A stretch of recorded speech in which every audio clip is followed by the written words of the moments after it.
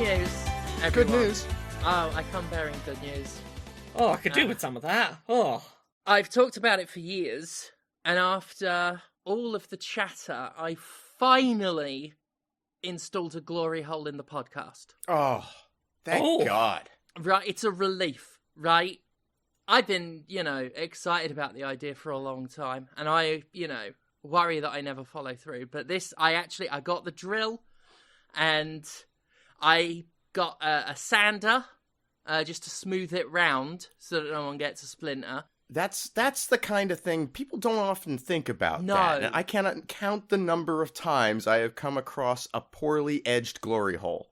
Yeah, you've got to watch that. No matter how rough you like it, no one needs splinters. No. No one. Oh, hang on. Oh, first customer. Very excited about that. Lemon scented. Very good. Hang on one sec. Yeah, excellent. It works. I cannot wait to hear the sounds that the Zoom cut out just now. Actually, I leant away from the mic and thought, right, I'm going to make some cock gobbling sound effects. And then I thought, no, you know what? I'm going to go subtle with this. I'm going to go subtle with this sucking a podcast's glory hole gag. So there's actually nothing except just the sound of me scraping a pube out from between my teeth. Only the classiest sound effects. Only the classiest. Ah, the French champagne. That's how we do it on Podquisition. Any podcast could install a glory hole and do some lowbrow humour with it. But me? I suck cock with dignity. Thank you. Dignity and class. And an expectation of a call back in the morning, which I never get. Disrespectful. Welcome to Podquisition. We have a glory hole now. Yeah, we got a glory hole. We also talk about video games on occasion. Yep. We do that. We could jump right into it from there. Oh, yeah. Let's do it then. Yeah. Either of you played much this week? I've played a couple of things. I've played a few things. I've played mostly one thing, but, that one thing is pretty good, so, yeah. All right. Anyone itching to kick us off? Anyone bursting at the seams to talk about something? Has anyone played Avowed? No. Has anyone given that a go? Because it's on the Game Pass, so I wondered if you did, if anyone gave it a spin. I didn't, because I'd heard really bad things about its text size if you're playing, on the sofa. And also, as someone that gets motion sick in first person, I've heard that the third person mode, while it does exist, is the game tells you not to use it, and you can't pick up items properly in it. And I was like, okay, I'm not going to bother if the mode that's not going to make me sick is shit. Ah, you see, I've not used third person. I remember seeing it in the accessibility options and then promptly forgot about it. Yeah, apparently if you click it, it tells you this is not how you're supposed to play the game, please don't use it. Right. I remember when Grand Theft Auto 5 did similar with a first-person mode, the other way around.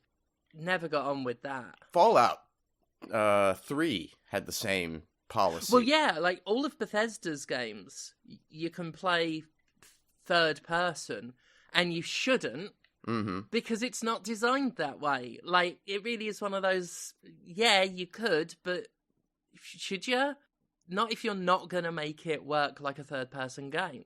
Right. Yeah, Avowed is so similar to the work Obsidian's done before, and, the stuff that they did that was built off of Bethesda's stuff, Fallout 3 to their Fallout New Vegas.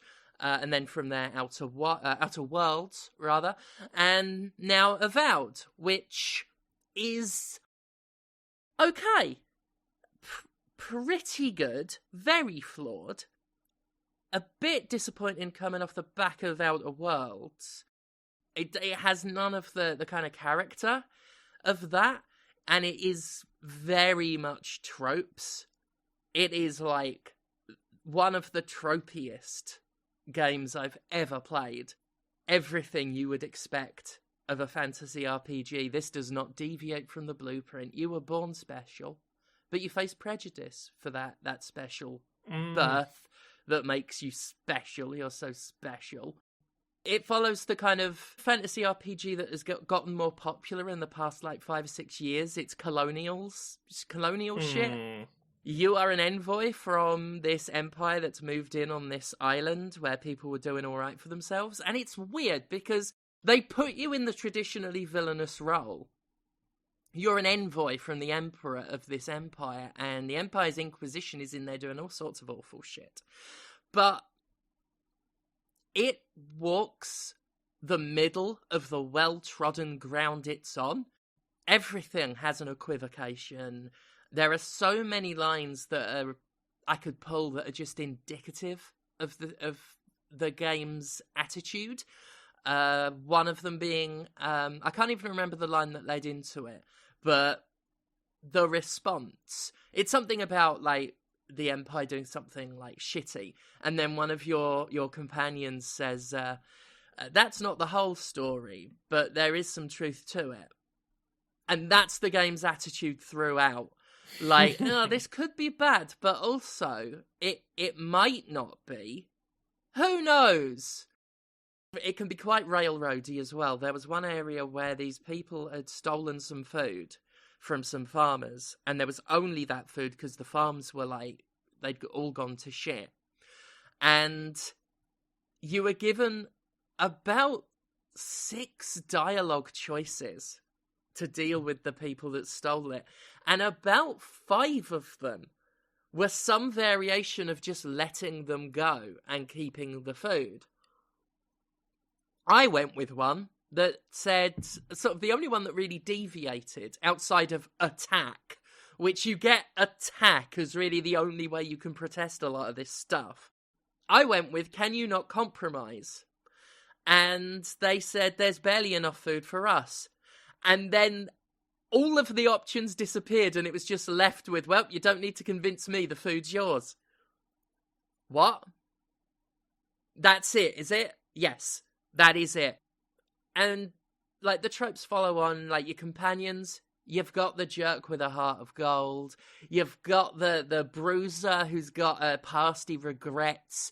You've got the woman whose parents died in a tragedy. They died of the motivations. Oh, look, it's a scientist-y, magey type person who's all highly strung and it's all right though as a game. A bit shallow. No matter what character you try and build, your options are all laid out with no surprises. I went with a mage. I don't normally go with magic, but I thought I'd treat myself. And I looked at the skill tree and I'm like, okay, you've got progressively stronger ice, fire, and lightning skills.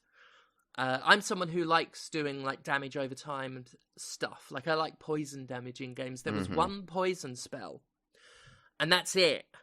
And it's a level 1, so you get it, and that's that. Later on, you can unlock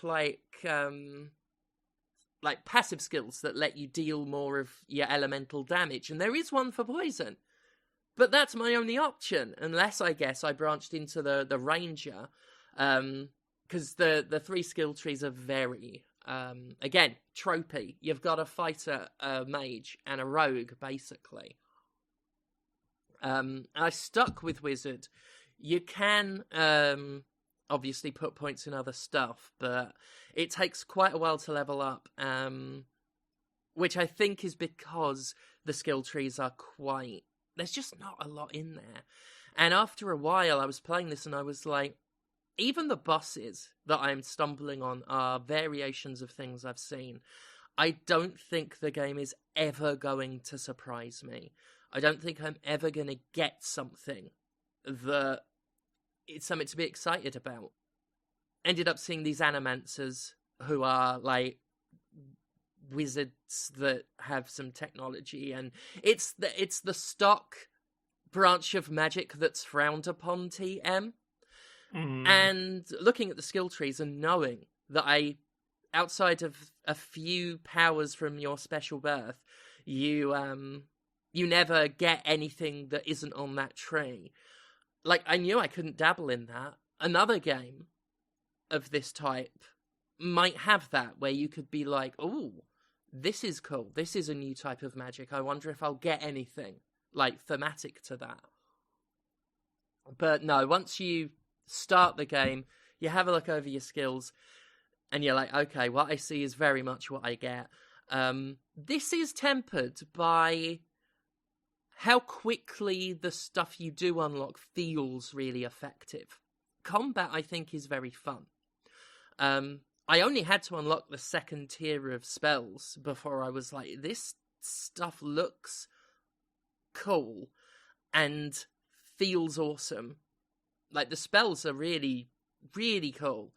Big area of effects. You can, like, by level 2, you can make it rain shards of ice that will freeze people. And they really, everything, like, I've tried the melee stuff, I've tried the bows and the guns as well, and everything packs a good punch. So I do like that, like, that where I'm at now with it, I can make a giant thundercloud in the air that sends bolts of lightning down. And I have a lot of fun with that. I'm actually, despite, again, nothing really varying up, I found combat fun enough that after many hours I've not gotten bored of it. But I do find the world it's all taking place in quite flimsy. More so, like, significantly more so than Outer Worlds. And it doesn't have the humour or the satire of that game. I don't know why the industry decided that satire is only for the sci-fi ones, and the fantasy ones get to have really weak, tepid, middle-of-the-road flirtations with politics. It's always been that way, though. It I has, mean, outside yeah. of, like, Terry Pratchett, there aren't a lot of huge, successful comic fantasy writers, but comedy seems, or that sort of satirical bent seems just endemic in science fiction. It's weird. Yeah. I don't know if it's just because they assume that, like, the future is easy because it's like modern times but more, whereas they're like, the past, there's nothing that's really relatable there, which is not true. But anyway, there is nothing surprising about Avowed. Nothing. Well, except the character creator the first time round. Because you are a godlike, you have to have a mushroom on your face. Oh. Yeah, I have heard this. And the character creator is basically like designing a zombie from The Last of Us. I don't think that was the intention, but the most subtle one you can get are like these little, almost like bark from a tree has been stripped from your cheeks, and it's all pink inside with little fungal dots. And at its most extreme, you have a giant fruiting, like, fungal crest that completely covers your eyes and makes you look like a vibrant clicker from Last of Us. And then you do the headpiece. I've just got this mess of branches covered in little mushrooms. What have you noticed, by the way? The preoccupation with mushrooms that games have had since last year. There are tons of indie games about mushrooms at the moment. A bunch of those sort of shovelware-y games are full of mushroom stuff. We've got Avowed. If you keep an eye out for it, you'll notice that lately there are mushrooms everywhere. And I want to say the tail end of the year before, it was all frogs. And they've gone from frogs to mushrooms. There are a lot of mushrooms in this game. I keep laughing every time I cook some wild mushroom stew because it makes me think of Boston's Favourite Son and the Medieval Basement, where we serve people wild mushroom stew. So I constantly yell that as I'm playing it. So yeah, it feels mechanically quite good. The parkour's okay, except for the fact that you can only jump straight up in the air or forwards, and the jump button dashes you if you go backwards, left and right. Plus, there's a lot of platforming in it, so you can imagine how that goes. I'm used to jumping with a bit more freedom. So the amount of times I've just dashed off, and it's not a huge deal if you're someone who isn't like me and you don't mind that your weapons are out all the time in a game like this, whereas I like to stow them. Right. Like, I get to see a bit more screen, and it makes me feel like I'm not in combat all the time. Having my wand out, unless I'm near a glory hole, is not how I want to conduct business in a town. The town's also not being surprising. Like Outer Worlds, it's not one huge open world so much as smaller open maps, which is fine except for how uniform they are. Every single one has one big town, and then the same kind of shit dotted around. So again, nothing really surprising. And that's about it. Like, I've had fun with it. I've played a lot of it and enjoyed it, but I'm also just constantly frustrated at the lack of surprise and the lack of interesting loot.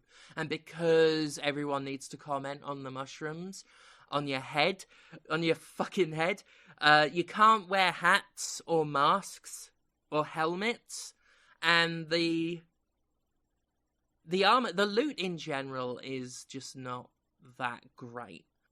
But if you want to play a game like one of these fantasy RPGs with combat that actually feels rather refined and works nicely, then Avowed's definitely got you covered there.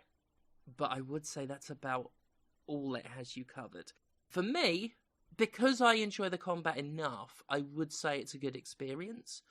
I wouldn't heartily recommend it to the average fantasy RPG fan unless they are very much about combat and want to feel like they're hitting things really quite hard. It is disappointing after Outer Worlds, which I think was brilliant. This is not that, unfortunately. But they have a race of cat people, and they're horrifying.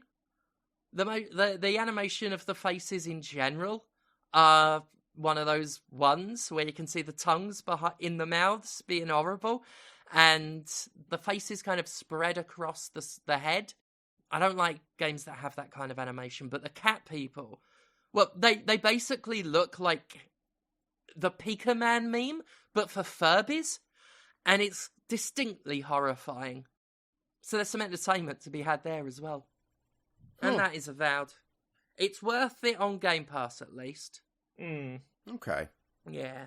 Well, I've been fucking around with some of the demos that've been in Steam Next Fest over this week. Some of them little indie demos, and I want to tell you about one of them in particular. That is the one I'm really into. It.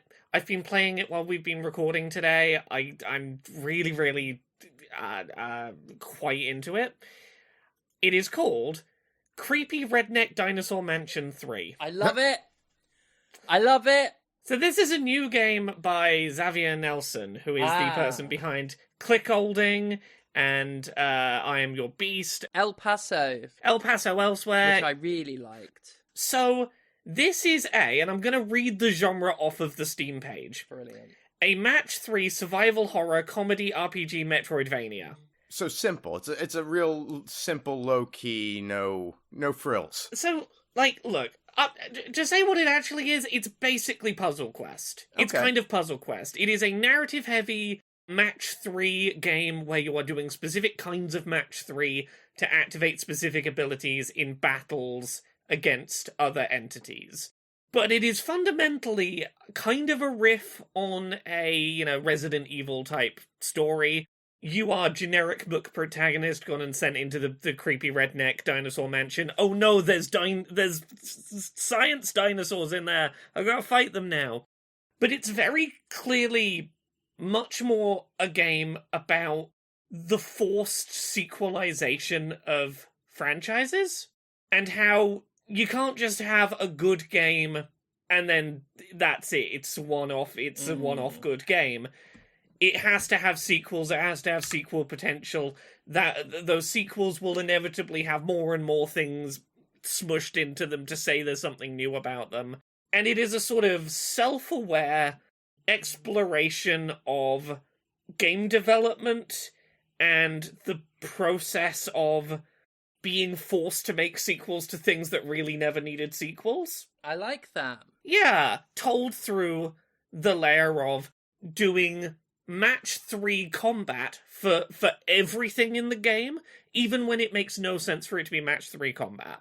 And what I mean by this is, the very first interaction you have in this game is trying to climb over a gate to get into the mansion because you don't have a key.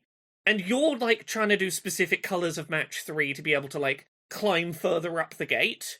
The gate is rolling attacks against you to try and give you cuts from, like, the sharp edges of the gate. So you're taking damage as the gate is doing match 3 back against you to injure you as you climb. It's weird little shit like this that's like trying to find interesting ways to use this combat-oriented puzzle mechanic for things that are not combat. Another very early example, there's a brontosaurus blocking a hallway you're trying to sneak through in the dinosaur mansion, and you're basically trying not to take damage by getting squashed up against the wall as this sleeping thing kind of jostles about. So you are doing specific colours of match 3 to have enough gems to sneak quietly along the corridor in increments, whereas the brontosaurus that is asleep has a couple of abilities, one of which will like wipe all green gems off the field and cause it to get a shit ton of stuff it can use to nestle about and rustle around the hallway doing you damage. It is mechanically really fun. I love the characterization. I love this character who is not painfully self-aware about being in a video game, but he's aware enough of the tropes that, like, a lot of the early dialogue is, I'm being sent to a creepy mansion just to double-check it's not infested with highly intelligent radioactive science dinosaurs.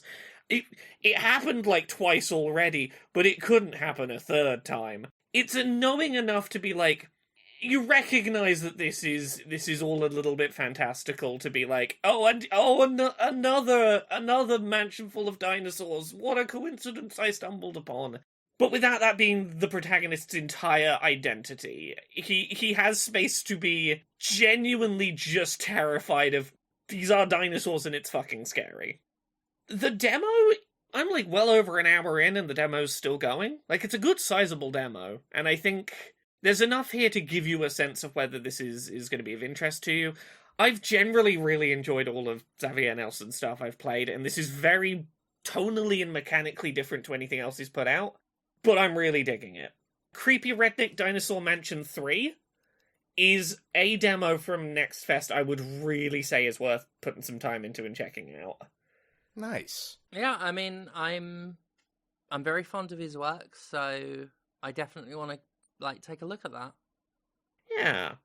What about you, Conrad? Do you want to tell us what you've been playing? Yeah, I have been playing a game that Casey Explosion pointed me at. Casey just DM'd me out of the blue yesterday. And she did the same with me. I've not checked the game out yet, but... Yeah, it's called Guns of Fury, and it's a 2D Metroidvania in the style of Metal Slug, like visually, kind of, and gameplay wise, you're limited to that 4-directional firing. You have your base weapon and a secondary weapon and a grenade type, so pretty similar. The weapons are equipment that can be swapped around. And this is a Metroidvania, so there's going to be a lot of exploration and backtracking, all of which the map is pretty good about. By the time it has started to expand to be significantly large, they've got the timing for fast travel in, and it's pretty well sorted for that. And as you go traveling along through this series of locations, you'll get different types of secondary weapons that, for the most part, just seem to be combat-oriented, but occasionally will introduce a environmental ability that gives you access to other areas. There's traversal tech that you'll get access to as you go, double jump, slide, things like that. All of it is pretty standard, but well executed. It looks like Metal Slug. It doesn't really have the humor of Metal Slug. I think that's one of the two places where it is resembling something, but not accurately portraying it, I guess, is how I would put it. It does not have that same tonal sense of humor. Also, the graphics, for as much as they're trying to look like Metal Slug, it also kind of it feels a little bit like a Flash game visually in the designs, which is fine. There's nothing wrong with that, but it wouldn't be my preference. There's just little things about the visual design of the sprites, of the characters in particular, that don't work for me. But one thing I will say, there's really cool enemy variety in this.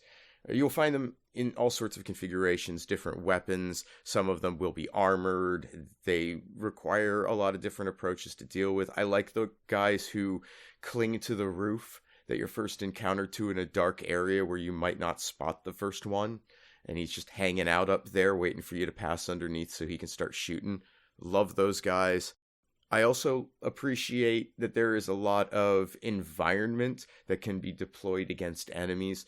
Things that are conveniently positioned over heads.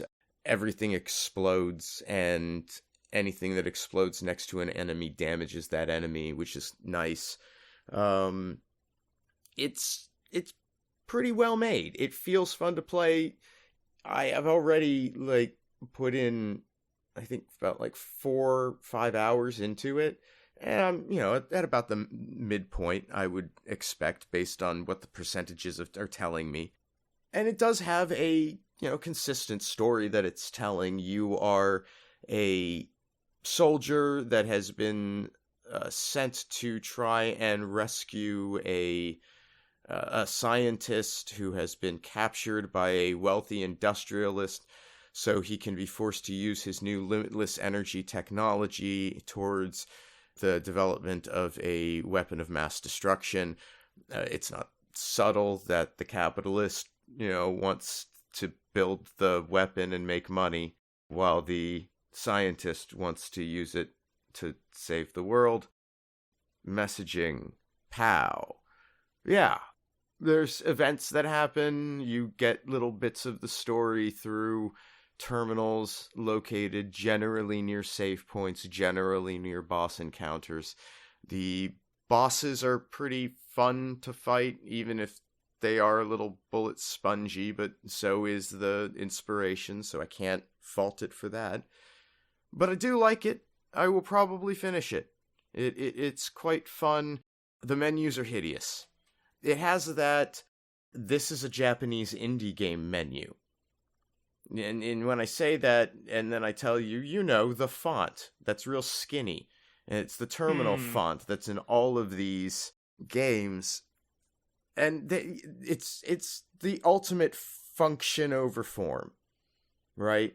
It's all there, but if they had spent a little bit of time experimenting around, they could have found a way that shows you the visual information that you need in a more effective manner. Yes, it's all there, but for some reason I can never pick out where my money is in the menu. And sometimes the pause menu, I think, might bring up the weapon equipment menu, which is not actually the menu I want. I want the status menu, but I have to back out to get to the stat.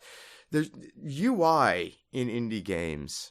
Boy, you just never know what you're gonna get. It's like that goddamn box of chocolates Forrest Gump was eating. I'm getting distracted. Point is, Guns of Fury is a pretty well-made Metroidvania with some minor things that annoy me personally and you probably won't give a shit about. And that's that. Yeah. Well, what about you, Steph? You been playing anything else this week? I have. Another one I've been playing is Bloom & Rage. I played through Take 1 of this. There we go. I've not finished it yet. Yeah? Not yet. I started it last night. I was playing that today, just before we started recording as well. So for anyone who doesn't know, this is a Don't Nod game, adventure game. There's definitely a big flavour of Life is Strange to it. I think it's fair to say. I only ever played episode 1 of Life is Strange, and it put me off of playing the rest of Life is Strange. I do feel like I should go back. I like this one. It's not just because it's set in... Well, it's set in 2 time periods. One is just after lockdown. And... The other is 1995. 1995. That's not the only reason I like it. It is because, I'm at that age now where I'm desperately clinging onto the past and convincing myself the 90s were okay. But, there was a Tamagotchi on her desk in a bedroom in the first sort of scene with the flashback. And I enjoyed that. And you can feed it and make it clean up its poo. Yeah, some of the writing is does make me cringe a little bit, but most of it I quite like. I do find the characters charming. It feels a bit like It. Well, yeah, I think that's very deliberate, because, the gap between being in the past and we don't talk about the supernatural thing we experienced as kids, and now we're meeting back up as adults, is 27 years, which is the length of the gap in It. So I think that's, a very deliberate... I think it is. It's going for the same tone, and it's drawing a lot of allusions to that, for sure. Yeah, and I like that, Yeah. I have watched... I watched the modern It films, and those were, I thought, quite good. And I have a lot of nostalgia for the original film adaptation, and I'll just leave it at that. A lot of memories of liking it. This one, I find the main character quite charming. I think there might be a bit too much of the filming with a camcorder, because I'm finding it... I'm the kind of person that I've got OCD, so feeling like I've got to catalogue all of the collectible things you can film is breaking up the pacing for me. Because part of me is like, move on, Steph, this is boring, and the other part is like, no, I've got to see if there are any ants to film. But when I'm doing the story stuff, I am very curious to see where it goes. It has got me on the hook. How far roughly in are you, out of curiosity? Let's see.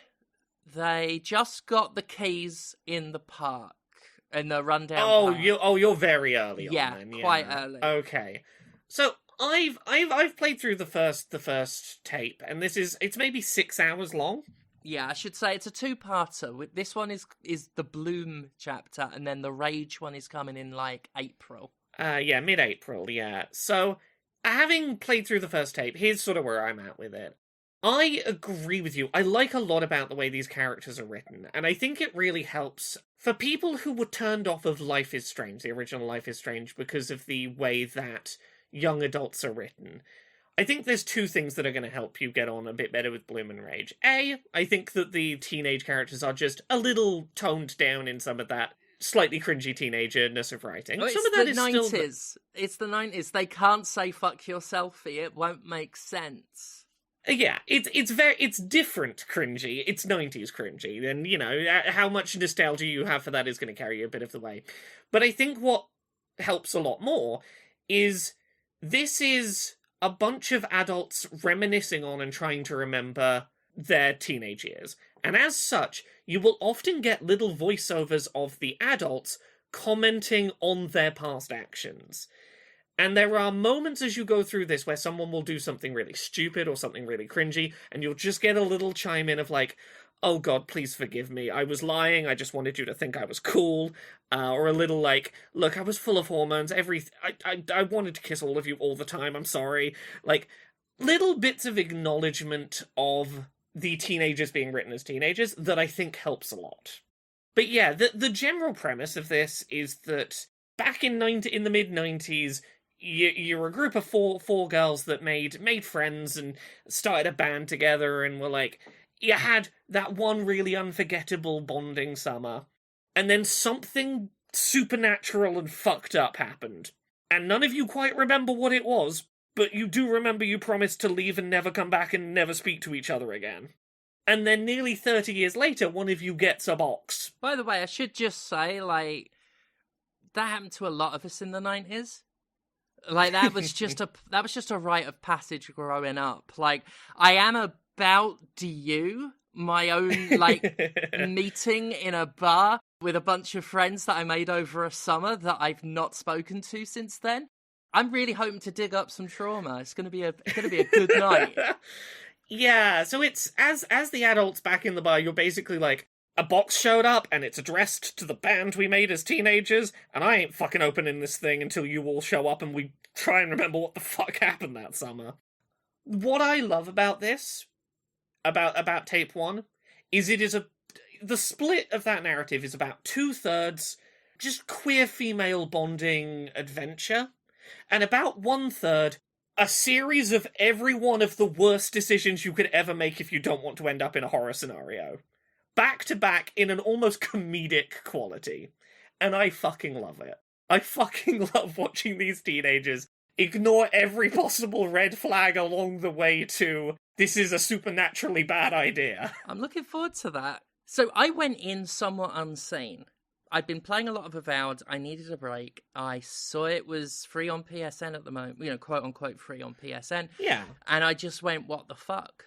It's set in the 90s. I, saw the promise in Life is Strange, and this looks like it might be more my thing. So I didn't look into where it was going. I saw maybe the first hint in the beginning, in like the teaser for it, and the beginning of the game that was like, oh, so this might be going somewhere supernatural. Yeah, there's some quick shots of like a weird glowing hole or something. But yeah. and again, all the rage in the 90s. I've stuck my hands in a few glowing holes back then. Never unlocked any fucking powers. Fucking Steven, though. God. Anyway, I have no idea where it's going. I mean, I'm even more intrigued, because I really was like, what are they doing here? I don't want to say too much more about the premise. I respect but that. I think it does a really nice job of giving you long enough to get to know these characters in the sort of like bonding and friendship, and really genuinely feeling like these are characters that not only do you know, but like they've clearly gone through things and like feel close to each other before it even attempts to layer in more of that. I can see how you would ending up where you're going to end up. Yeah. I mean, I think they did a really good job with the first scene with Corey, the token bully, older teenager / young adult who's too old to be acting like that. There was some real nice tense moments in that scene. Yeah. Like that whole exchange of the like, I'm bullying you in a way where, like, if an older adult walked past, I could deny I was bullying you kind of way. Yeah. That really insidious kind of behaviour. And, like, I've been sort of that age. Like, quite a bit younger, I think. I remember on my birthday, and was accosted by this bloke, me and my brother, who was accusing us of shit like happened in there. Yeah. And it was terrifying. Like, just this fully grown adult blowing up at these kids, and it was horrifying. And I think they did that kind of, like, quite well. And the thing I think they do really well about that is, like, it's not just recapturing that kind of behaviour for no reason other than the sake to do it. It's used as a really good catalyst for, like, oh, I can genuinely believe that this is the kind of event that would cause a group of girls that don't really know each other to suddenly step in and bond, and like it's that kind of fuck no, we're protecting you person we don't really know. That sort of I can see how that would form a like, oh, we are tight now, we are friends, you're with us, we're keeping you safe here. That would like bond a group together. It feels very believable. Yeah, I'm digging it. Yeah, I'm a big fan. I think it does a lot well, and the way that it has ended, I am desperate to know where it's going. I'm very curious about, like, Tape 1 is very much getting to the setup and Much like the modern It films, it feels like, okay, cool, I'm ready to see 27 years from now how you're going to deal with Pennywise or whatever. Cool. Yeah, I mean, I'm already liking it, and that's before like any of the real sort of spooky dooky or any of the real main plot kicks off, and I'm already kind of hooked by it. So I am expecting my estimation to go up as I play more. Yay. You played anything else, Conrad, or is that your one this week? Yeah, that's my. Other than that, I've just been fiddling around with Dome Keeper some more, so nothing to report. I played another demo that I kind of want to tease a little bit, because I think the premise is really interesting. I need to put some more time into it, but I've been playing a demo during Next Fest on Steam for a game called Wanderstop. This is written by Davey Redden of The Beginner's Guide, The Stanley Parable. Good writing chops behind. You play as this woman who, like, her one thing is being a warrior. She is the best fighter in the world. She's, like, undefeated. She's, she's fought through injury and, like, persistent issues to become the best. Undefeated in 3.5 years of fights. Absolutely top of her game. Cannot be toppled. And then she really badly loses a fight. So she's like, no, that's fine. I'm just going to train harder. I'm going to work harder. I'm going to build my way back up to the top. I'm going to be the best again. Before she can even make it back to, like, take on the top person to try and reclaim her spot, along the way she's defeated again, really badly injured, and again, and suddenly she cannot seem to be good at the thing that she has defined herself by being the best at. You've not mentioned any transphobic content yet, so I'm assuming this isn't about Ronda Rousey? So yeah, she's like, okay, I need to train, I need to get better, I need to get back into this. I'm gonna go find my old master and train, and they'll kick me back into shape so that I can do this again. And upon trying to find this mysterious old master working in the woods, you get a little bit lost, and things start to get a little weird around you. And now you find yourself in the middle of the woods at this enchanted tea shop. And you seem to be too weak to carry your sword any further. You do not know where you are. You do not know where to find your master from here. And this figure that's basically making tea for enchanted animals is like, I can't make you stay, but you don't seem to know where you're going or to have the strength to go anywhere. Do you want to help make tea in the woods for little woodland creatures for a bit while you work out what you're doing? And you are just playing as this absolutely does not want to be here, only knows how to engage with things as violence person, forced to slow down and stop a beat and be the protagonist of a chill, slowed down, farming, cozy game tea shop simulator. And I'm really, really engaged with the main character. I love the way they're written. I am really hooked on the plot that is in there so far. I've not done a huge amount of playing of this, but it's the gameplay is third person. You are in this very colourful, lovely stylization on the character models. I absolutely love how the character models look.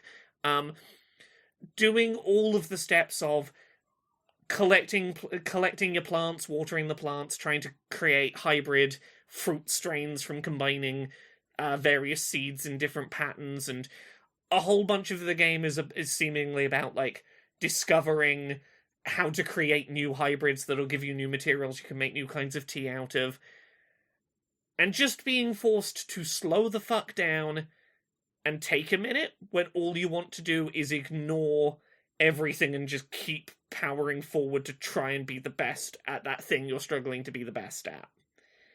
And I'm really hooked on it. It's the way that they have written a protagonist who is almost vibrating at the seams, not wanting to have to slow down and take a minute, is a really interesting little layer to put on a chill, cozy game. And as someone that has been, like, a little burnt out on that sort of farming cozy game genre for a little bit, this has gotten me going, now maybe I could play another one of these. So yeah, I want to put some more time into it, but it's the other demo out of the ones I've checked from Steam Next Fest that seems promising enough I wanted to point people at it. Yeah, that definitely sounds... it sounds like my vibe in a big way, actually. I'm definitely going to check that out. Yeah, thought you might. But yeah, what about you, Steph? You played anything else this week? I think we could take a very brief trip to Stephanie's Rom-Condo. Just very brief, because I don't want to talk about it very much. So, I've not really talked about it on here because there's not a lot new to say, but in my own time, I've been playing a bit of Nier Automata, which I love. And it got me thinking, you know what? I haven't played Drakengard since it was a new game. And I remember it being bad back then. I didn't like it back then either, but I got it because, it had come out while I hadn't been all that long obsessed with Dynasty Warriors, and it was around that time when other companies were doing versions of it. So we had Devil Kings, we had fucking Total Warrior, the Sega one. It wasn't Sega, but either way, it was rubbish. But we had Drakengard as well, which was Square Enix published. Yoko. Obviously, Drakengard is responsible for having Nier spin off it, which led to Nier Automata. So it is an important game historically. But it's fucking awful. It's worse than I remember it, and I remember it unfondly. Speaking of fondly, I forgot that one of the playable characters was a paedophile. I forgot that. Oh no. It was very toned down to, it was proper buried in the Western release. But the backstory of Leonard, right, is his brothers were killed, well, quote-unquote brothers, were killed because he abandoned briefly his duty to protect them to go into the woods and have a wank. And then one of the other playable characters is a little boy who can't age. And they form a friendship. Oh my god, fucking hell. The game is fucking fucked up. Not just for that, but in terms of its incredibly morbid tone. And that's the compelling part, is how fucking dark it is. The main character, Kaim, is not a good man. His sister wants to fuck him. Fucking thing. Violence and bloodshed everywhere, a general sense of hopelessness, and we're all gonna die. I think there's not one of... The game's got many endings, as you'd expect, because despite this being Yoko Taro's first game, the things that would distinguish his work were with him his entire career as a director. So it's got many endings. If I recall correctly, not one of them is happy. Not one of them could be called good. That's fascinated me enough to play more than 5 minutes of it, but I don't know if I'm going to get, deep into it, because it's interminable. The Dynasty Warriors part of it is not good. It doesn't feel like a battlefield, even by the standards of Dynasty Warriors 3. It's like a giant flat open map with nothing, and then small pockets of about 4 or 5 soldiers spread really far apart from each other that stand there until you get near them and then hit them with the most bargain basement button mashing. Slow combat, no real weight or impact to any of it. And then we get to the dragon part. Then we get to where they thought, you know what, we can do Panzer Dragoon as well. We've already nailed the Dynasty Warriors part. Now for the easy bit. It's so bad. I think that's the thing that's gonna, grind me down before I, just give up and stop. I don't even know if I can describe it. It's just awkward to control. And the targeting reticle and the camera being attached to it has got such a wild swing to it. And aside from that, it's got the problem of the on foot sections as well. It's so dull. Loads of flying in empty space, waiting slowly to approach a pocket of enemies, and then just hold square to auto-target a bunch of them and let go, while, you get no sense of real control. Awful. I remember back in the day thinking it was, like, mediocre. I remember it as, like, a 5 out of 10 game. Mm-hmm. And no. It is notable for its history. Its story and what it was trying to do there is shocking in some areas, questionable in others, laudable in some. This is a game that, for all its faults, is trying to do something different in terms of its presentation and its story. It wanted... One of the big things Yoko Taro wanted to do with it was differentiate it, because this was being published by Square Enix, and he didn't want to be a knockoff of Final Fantasy. Mm-hmm. He didn't want it to feel like, or have the tone of, the average RPG of the day. In that regard, he succeeded. Massive success there. It's a shame that it's housed in a bad game. I've not played Drakengard 2. I've heard that was very disappointing. Yoko Taro wasn't involved. Its tone was not the same. I need to work out the best way to play Drakengard 3 again, because I remember that one surprising me with how good it was. Not least for the fact that the tone of that one is got plenty of holy shit in it as well. But I remember having fun with that one, so I would like to play it again. I do not see. Even with what I did with Drakengard, I patched in some cheats and I made a mistake. Because there was one that was max kills per mission, and I thought, oh, that will just give me like 100% on that. I'll level up a bit quicker. It meant max kills that you could have in the game.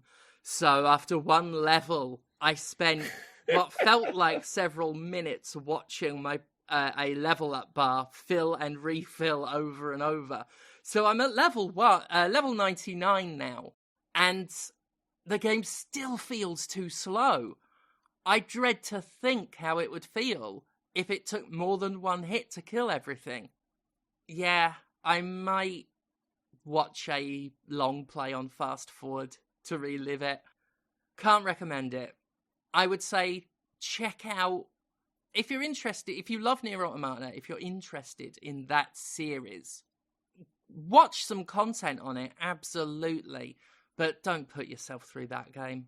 It is not worth it. She says while she's got her Odin in her hands and it on screen right now. I mean, of course. Yeah. The only other thing I've played, and I don't have a huge amount to say about this, not because it's not great, but because it's one of those series that there's only so many times I can talk about my thoughts on it. I've been playing Pirate Yakuza in Hawaii, the new Yakuza game, and it's fucking fun. It's great. Is it standalone?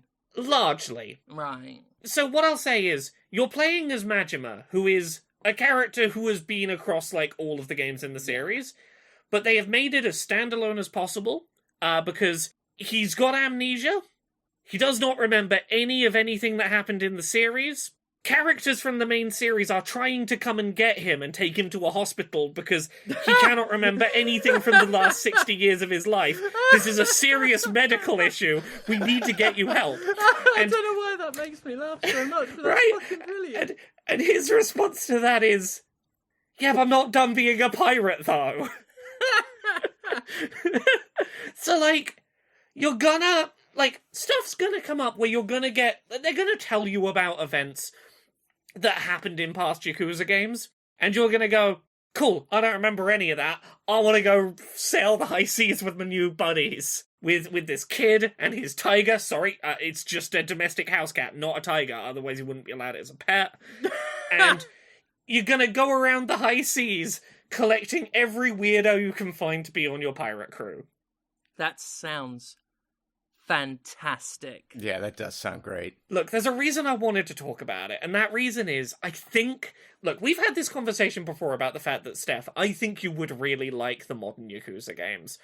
I'm just behind on the series, and I didn't want to jump ahead. Yeah, I've tried suggesting before, like, you know, I think the first RPG one is a great place to jump in, and... I might do that, you know. I know that it can feel like, oh, there's a lot of games I've skipped here. I think the first JRPG one, Like a Dragon, is a really good starting point. It's a new protagonist, it's a new setting. It largely doesn't concern itself too much with the past games. But failing that, this is the other place that I think is really good to start. I might because get it today. Majima is allergic to the plot of the previous Yakuza game. He does not want to know about it. He I wonder if they did that on purpose to make it clear that you can play this one. You can jump right in. Look, initially he's like, I've got to go find these other Yakuza, I've got to go find out what's going on, who I am, what's up with my memory. You get to location from the previous game, and they're explaining, like, the aftermath of last game's plot, and they're like, don't worry, just stay here until tomorrow morning. Guy from the past of the series will come get you some medical help. And then you just go sail off on your pirate ship to be like, nah, I want to go find those billions of dollars of treasure. Well, to get that treasure, I'm going to need a pirate crew. I'm going to need to update my boat. Well, it's only going to be like 3 or 4 days I'm off being a pirate. It'll be fine. The ship combat is very simple, very easy, very arcadey. It is nothing overly complicated. Most of the time it is you have machine guns on the front of your 1800s galleon, and a cannon on either side, and when the coloured icon lines up, it's like, oh yeah, that cannon will hit the enemy ship. Alternatively, you can just go back to being like a third-person character running around on the deck of your ship, and just aim a rocket launcher at other people's pirate ships. That's an option. That's amazing. I've gotten far enough that I've made it to the mainland of Hawaii, and I've gotten to what seems like it's going to be the bulk of the tone of the game and the structure of it, which is all of the Yakuza series' traditional weird, silly side stories, but every one of them is going to end in inevitably you convincing a person to give up on all their responsibilities and come join your pirate crew. I'll give you one example of a side quest I did yesterday. I met a scientist who claimed he'd invented a helmet that could let you talk to animals, and I put it on and tried talking to our tiger, domestic house cat. And what seemed to follow was the tiger having romantic feelings for the human protagonist Majima and trying to flirt with him. And trying to navigate, how do I deal with my tigers flirting with me? A common problem for the average Yakuza. A common problem. My tiger is trying to get me to buy expensive champagne for her. What do I do? Am I the asshole? Yeah. Which eventually leads to weird scientist who wants to speak to animals joining your pirate crew. You have like a 10-minute little silly excursion. Now you've got another person that joins your crew. And what those people on your crew do is, when you finish pirate battles, you go jump over to the other person's pirate ship. And then it becomes like a 20-person versus 20-person real-time brawler battle, where all of your like silly side story characters are also there helping in the fight, and you're just doing melee brawling combat with swords. It's pretty fun. I really enjoy the English dub.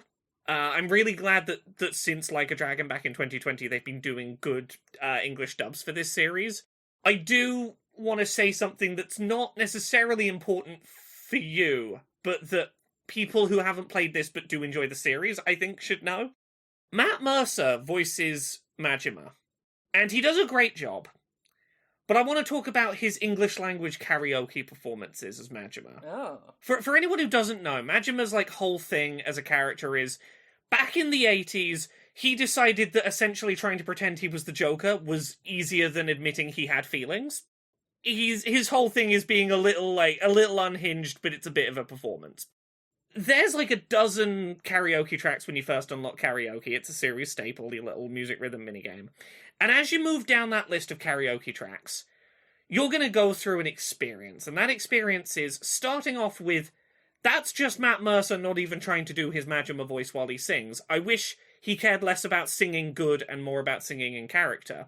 And by the end of that list of songs, it's gone way further than I was ready for in terms of, oh, you committed to the bit of not caring if you sounded good to sing in character, and then went further down that route than I thought was possible, and it's brilliant. This might be my favourite collection of karaoke tracks in the series. It's bad in the best ways, and I love them. That sounds promising. Yeah, general thoughts. It's Yakuza. Half the time it wants to be a serious crime drama, half the time it's silly, goofy nonsense, and it's balancing them really nicely. If you're looking for one to get into that isn't like a 100-hour RPG, this one's like closer to 30 to 40 hours of like real-time brawler combat, and the most allergic to the plot of the series from what I've seen so far of any of the modern entries. So I'm having a blast with it. I continue to be besotted with this series. Yeah, I think that's everything for stuff we've played. Have we got time for a couple of bits of news? Sure. Yeah. Conrad, do you want to kick us off by talking about the Hades bullshit? Hades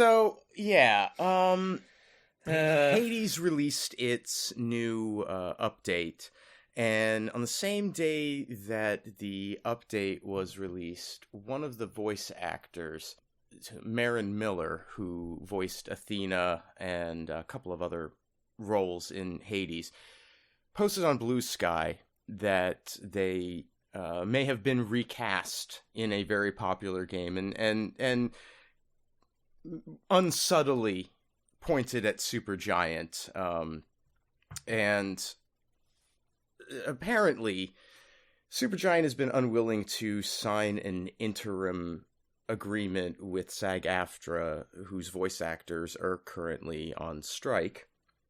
And so Miller and presumably any other union actor would not be able to get the benefits of their union if they were to sign a contract to do this work. And the thing is, that does complicate this a bit, is that a lot of the voice cast in Hades are Supergiant employees, and doing it sort of just as a thing that they're doing. It's not necessarily, they're not professional voice actors, they're not in the union. And this is easily overcome with some paperwork. There's an agreement that can be signed that allows non-union actors to, receive the same base pay and so forth that union actors receive without being in the union. It's part of the qualification process to join the union, but it doesn't obligate you to do so. It requires a little bit of paperwork and, maybe some financial shuffling on the part of the organization to make this work. But as of now, they haven't agreed to do that. What Supergiant did do is release a statement. They said that, let's see here.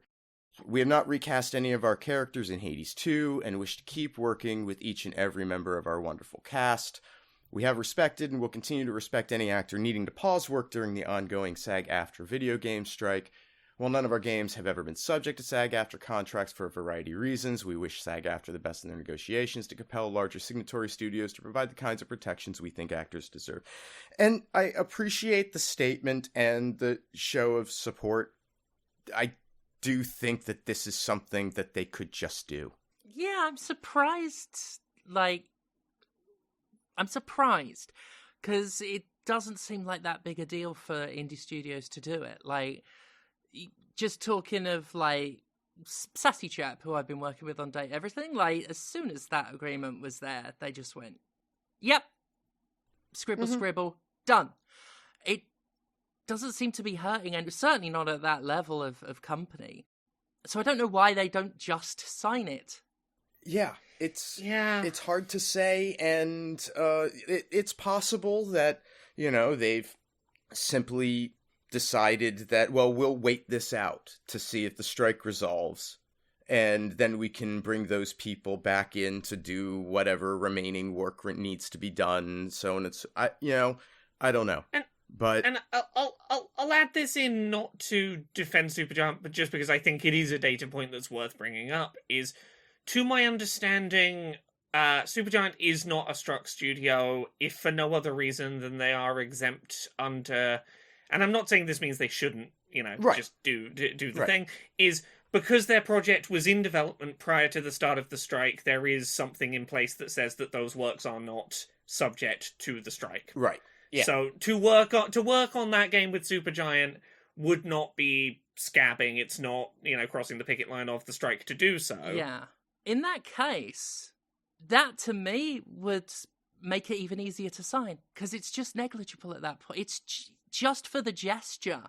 Yeah, I don't see the harm or the reluctance to do it, because if you do respect what they want and their project isn't bound by that strike, then just do it as a symbolic thing, if nothing else, because it is very worthwhile taking this seriously.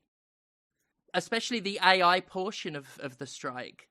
That affects everyone in the creative field. And it's well and good that, they promise that they're not ever going to use generative AI. I respect that. I appreciate that. But this would be another way to demonstrate your commitment to that. Yeah, and if there was a good reason not to from this studio, it's all well and good saying there are reasons we haven't done so. It would be great if you could at all be specific about why you're not doing it. Yeah, I think I'm just surprised at them.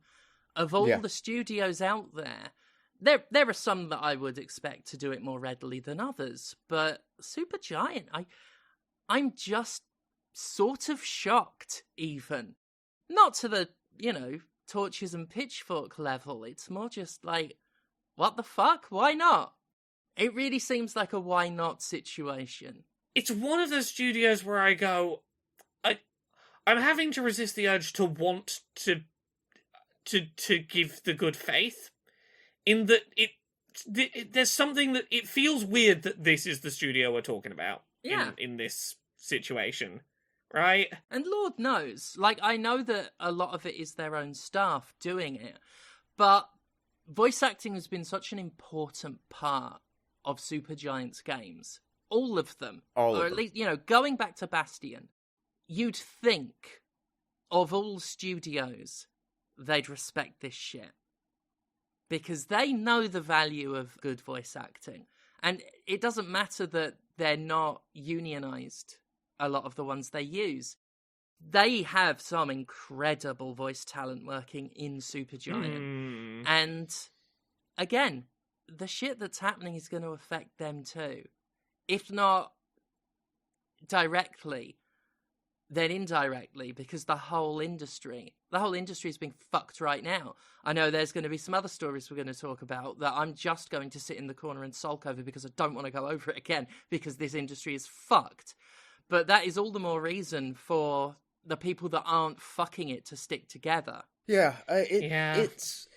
It's hard because this is a studio that has felt like they were on the side of the little guy, and Hades is a game that very much feels like it's on the side of the little guy.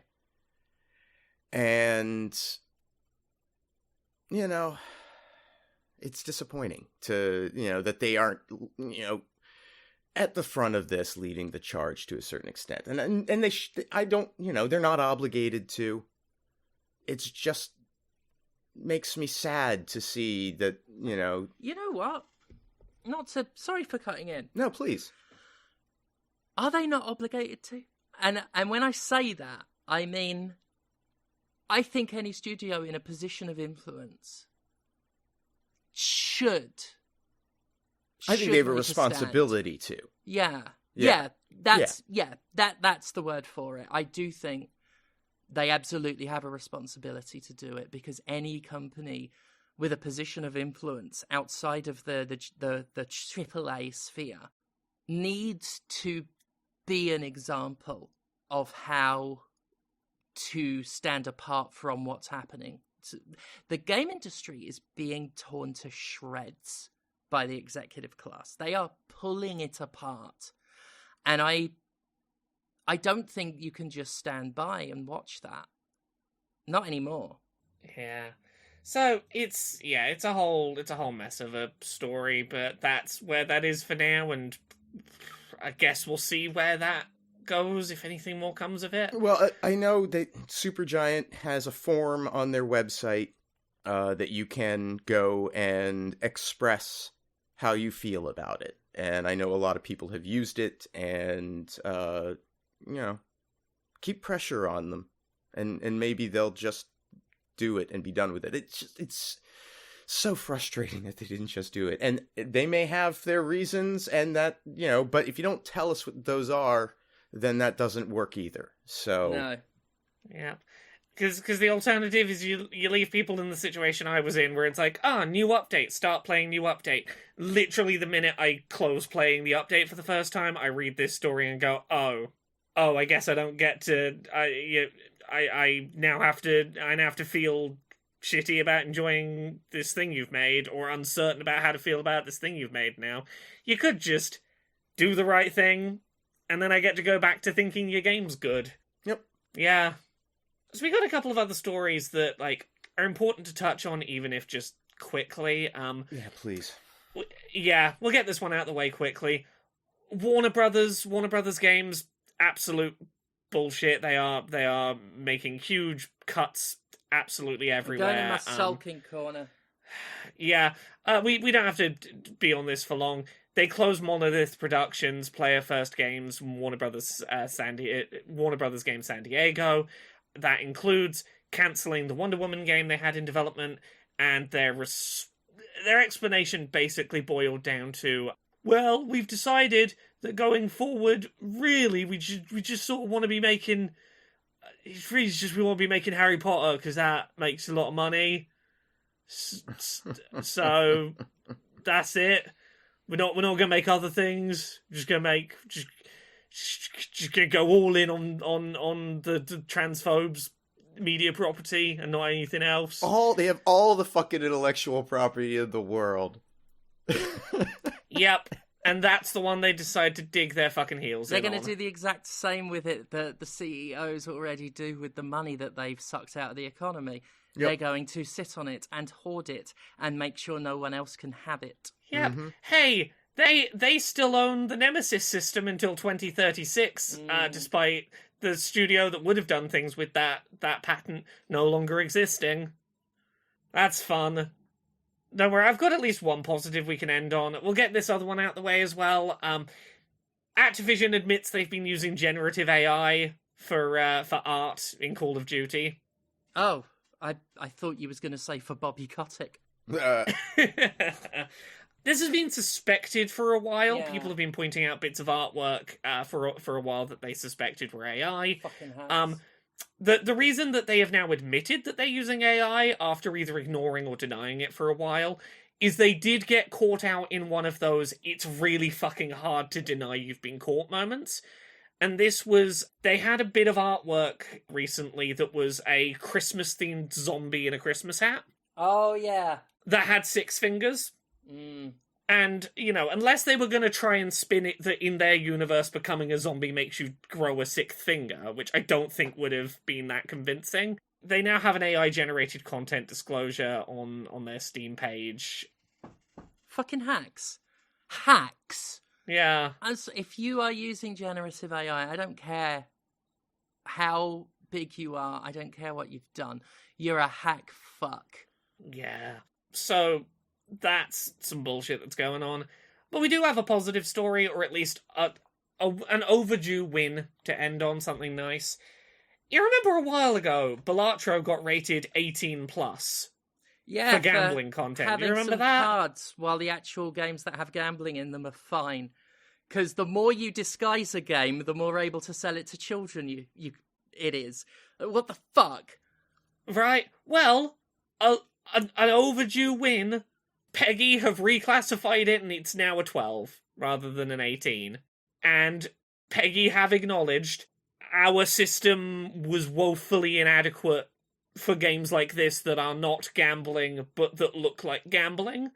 And we are going back through and redoing our ratings around gambling to better recognize things like this that have themes or things that may look like gambling, but that aren't teaching you how to gamble or encouraging you to gamble. I mean, that's how it should be. Like, Yeah. I've written a lot of a script on similar stuff that's going on YouTube, where so much of content moderation and classification and all of this like stuff is so performative, where it's the imagery and the words being used, not the meaning behind them.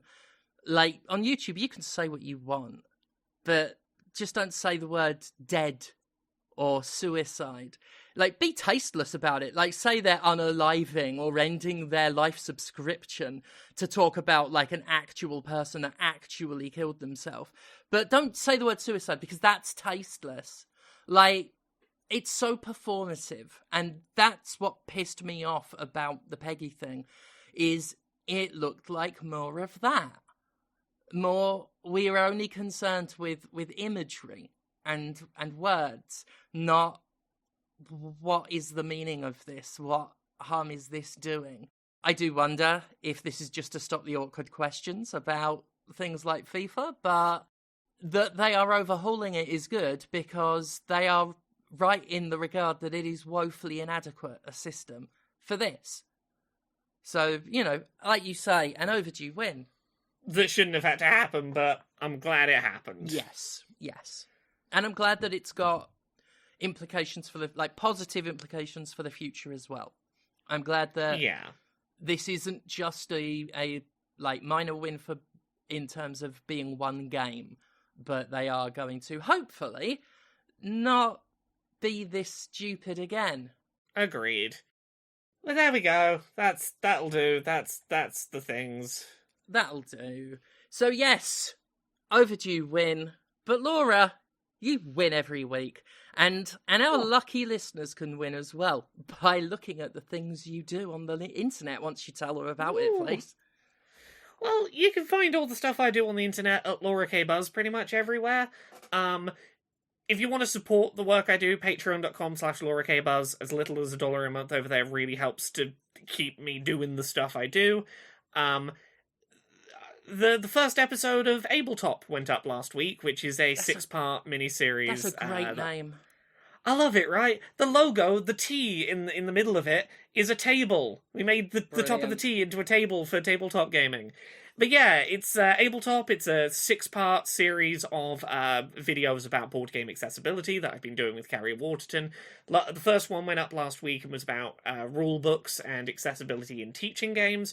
By the time that you hear this, episode 2 will be up on YouTube as well, youtube.com/Laura K. Buzz. The second episode is about mobility accessibility in tabletop gaming. So things like accessible boxes and packaging, making the setup and teardown of your game accessible components, motion and moving things around in your game, dexterity mechanics, the role that time constraints play in mobility accessibility. It's basically an hour of just focus on how to make your game more accessible to people with mobility disabilities. Go check it out. I'm so proud of this series, and I'm really glad people are enjoying it so far. So go check out episode 2. That'll be up by the time you hear this. What about you, Conrad? Where are you at on the internet? Oh, I am at Conrad Zimmerman on Blue Sky. You can hang out with me on Twitch at twitch.tv/thatconradzimmerman. You can buy anti-capitalist propaganda and Jimquisition merchandise at mercenarycreative.com. And everything I do online gets supported through Patreon at patreon.com/fistshark. And you know who else has a Patreon? Stephanie Sterling. That's correct. Patreon.com/Jimquisition, which supports this podcast and the Jimquisition series. I was serious in the last video. I am most of the way through a script all about Bombjack. Surprisingly easy, actually, to do a full video on that. So that's going to be fun. Check out Quantum Witch. It's got a Steam page with a demo. It's a game I have worked on and done quite a bit of writing on. And I think it's good. Very good. A very good game.